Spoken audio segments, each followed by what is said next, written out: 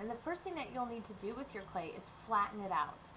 I don't have any rolling pins, but that's okay because you can flatten clay out and make it into a slab. That's what a flat piece of clay is called, a slab. You can make it into a slab just by throwing it down on the table.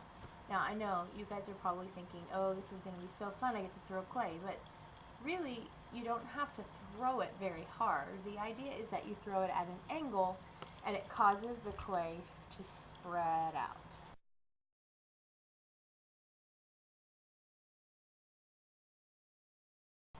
You're going to take your lump of clay and you're first just going to press it in your hands, kind of like I've been doing. I'm just pressing it, pushing on it, making it flatten out. I don't know if you can tell that. It's about an inch thick. Then I'm going to start throwing it down on my table, gently. This doesn't have to be loud. Okay, right now my clay looks like it's stretching this way. I want to make it a little wider. So I'm going to pick it up and I'm going to throw it down on the table this way. It's great because this is already starting to look like a face shape because it was sort of a long oval-y shape to begin with. So that's kind of nice. I didn't plan that out, but now that I'm thinking about it, you guys should try and make your clay in an oval-y shape before you start stretching it out. Okay, once you're happy with the shape of it, then you can lay it down. We don't want it to be too thin. Right now, this is a good thickness.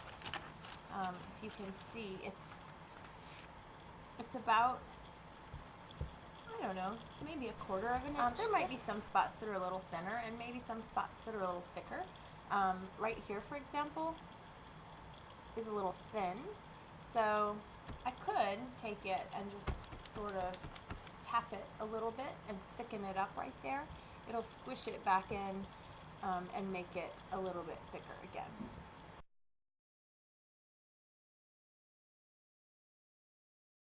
You'll also be using a small sponge and some just plain water. You can use the sponge and gently rub the clay. Doing this will smooth out the edges.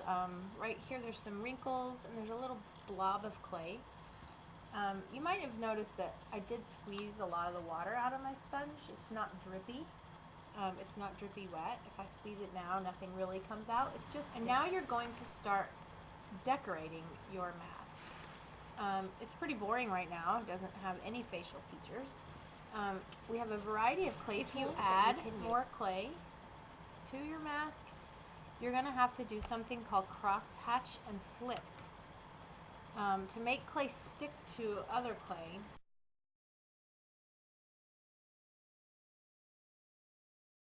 so I'm going to show you how to do that.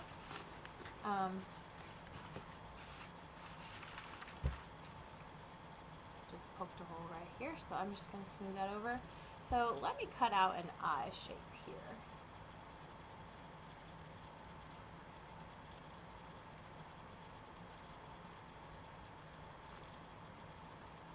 So I have some clay to use to make the nose. So I've got this little ball of clay. So let's say that I'd like to put that, on the nose, down here. So I can't just stick it here because eventually when the clay dries, it's going to come off. If you imagine what dirt feels like, it's crumbly, and clay sometimes can feel the same way. So what I'm going to do is cross-hatch and slip. Cross-hatch simply means make lines in the clay. There's a tool that has some grooves in it. You can use that. I feel like using it like this doesn't make lines deep enough. I'm sure you guys can just barely see those lines. Using it this way instead of this way will make deeper lines. Okay? It's called cross-hatching because you make lines that go one direction and then you make lines that go another direction. And then it's called cross-hatch and slip because you add some water, which makes it slippery. You want to cross-hatch and slip both objects. both objects, and then you place them together. Don't worry if you have some crosshatched lines that still show. You can use your finger to smooth those out. You can also use a clay tool. If I rub the side of this ball I just put on here, I can actually steal a little bit of clay from it and smear it in. If you do this and then decide that maybe you don't like the shape of it, you can change it very easily. That's why clay is so great, because you can really change it. You can mold it into what you want it to look like. And don't forget that your fingers are a great tool to use also. You don't have to use a sponge to smooth out the clay.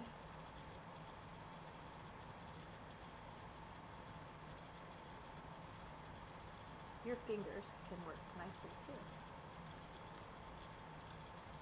It's just very, very important that you crosshatch and put a little touch of water under anything that you would like to attach. The eyes are slightly different shapes. That's okay. In fact, that could be very interesting. So again, now I have another little nugget of clay to use. If I want to use that someplace else, I can. So I'm just going to set it aside and then smooth this eye. We should never throw clay away. Even if I don't want that piece that I just cut out of this eye, I should save it because I could use it again. Or I could turn it in and another class can use it. So just keep that in mind. It's just like all the other art supplies we use in here. We usually don't throw anything away.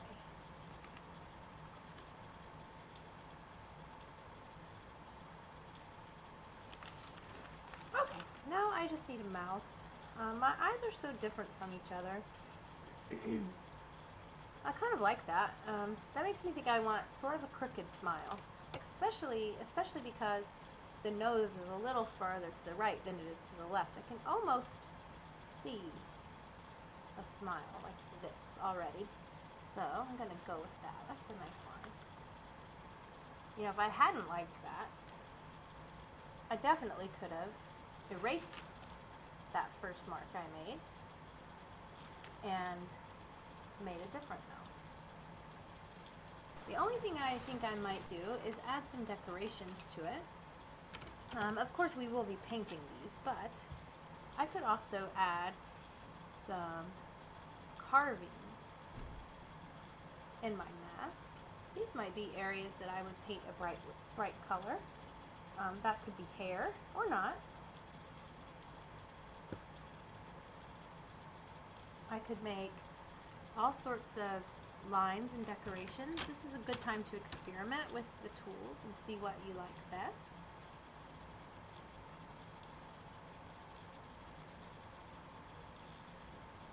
Of course, every mark you make in the clay should be smoothed out a little bit. We don't want any rough things sticking out.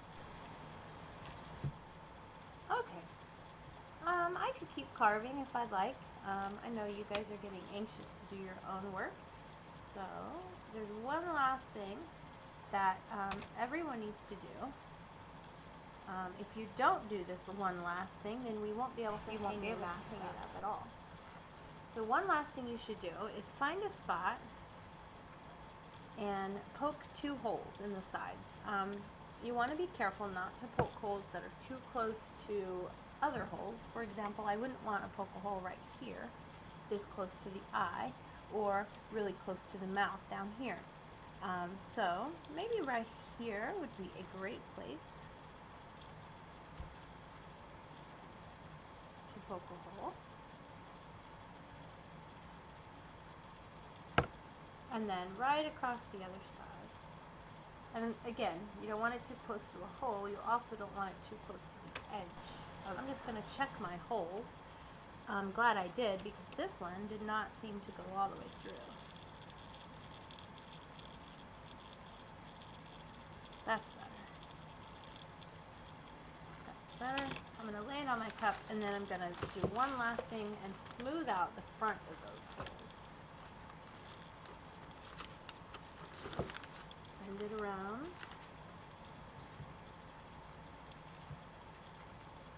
And just smooth it out again on the front.